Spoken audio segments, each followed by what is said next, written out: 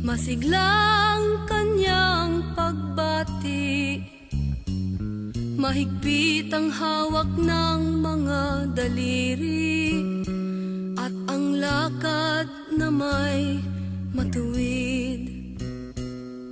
Mahusay ang kanyang talumpati, makisig kung siya'y magdamit.